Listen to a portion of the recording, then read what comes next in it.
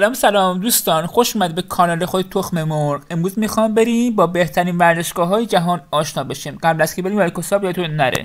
ورزشگاه آزادی پیش از انقلاب با نام ورزشگاه آریامر شناخته میشد. ورزشگاه آریامر در روز 25 مهر 1350 و یک روز پس از افتتاح برج شهیات افتتاح شد. پایان رسمی جشن‌های 15 ساله شاهنشاهی بوده که مدت 5 روز در ایران برگزار شده. با این حال نخستین مسابقه فوتبال در این ورزشگاه برگزار شد. دوستانه بین دو تیم پرسپولیس و کروز پرو تاریخ 27 اسفند 1350 که با پیروزی 4-2 تیم کروز به پایان رسید. تو سانتو نخستین گلزن و سفر ایران پاک نخستین گلزن ایرانی ورزشگاه آریامر بود. شماره 9 سنسیرو با نام دوسپه میادزام شناخته میشه. این ورزشگاه برای 80081 نفر در ورزشگاه اختصاصی دو تیم آستون میلان و اینتر میلانه. این ورزشگاه کل میزبان 3 بازی در جام جهانی فوتبال 1934، 3 بازی در جام جهانی فوتبال 1934، 6 بازی در جام جهانی فوتبال 1990، 3 بازی در یورو 1980 و 4 فینال در جام اروپا در سال 1965، 1970، 2001 و 2016 بوده. آنفیلد انگلستان، مکانش هم لیورپول مرسیساید انگلستان. ظرفیت صندلی 53394 نفر. 101 متر طول و 68 متر عرض داره.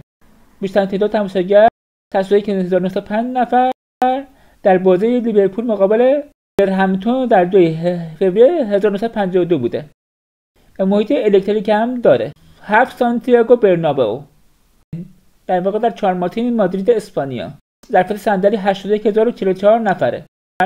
105 متر طول، 65 متر هم عرضشه. بیشتر تماشاگر 129690 نفر در بازی لئال مادرید مقابل آستون میلان در 19 آوریل 1956 بوده.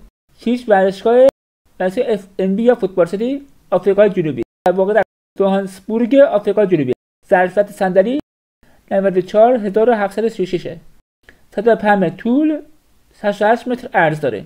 بیشترین حضور 4807 نفر در بازی کایزر جفیز در مقابل اورلاندو پرنس در 1 آگوست 2015 بوده. فوتبال سیتی در ابتدا به عنوان اولین استادیوم بانک ملی شناخته میشد.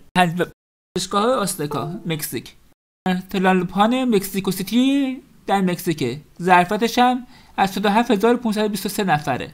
105 متر طول، 68 متر عرض داره. بیشترین تعداد تماشاگر 119853 نفر در بازی مکزیک مقابل برزیل در هفته ژوئن 1968 بوده. یو کمپ اسپانیا در بارسلون کاتالونیا در اسپانیاست.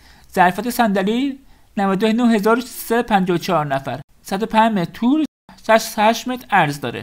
بیشترین تماشاگران 120000 نفر در بازی بارسا مقابل یوونتوس در 5 مارس 1986 بوده. مارس اولترافورد انگلستان. ظرفیت صندلی 44310 نفره. 105 متر طول، 68 متر عرض داره. بیشترین تعداد تماشاگر 76962 نفره در بازی ولورهمپتون مقابل گریزبی تاون در 25 مارس 1939 انجام شد. شماره 2 آلیانز آرنا آلمان در شهر مونیخ. ظرفیت صندلیش هم 75024 نفره. 105 متر طول، 68 متر عرض داره. ولی تیم فوتبال بایر مونیخه.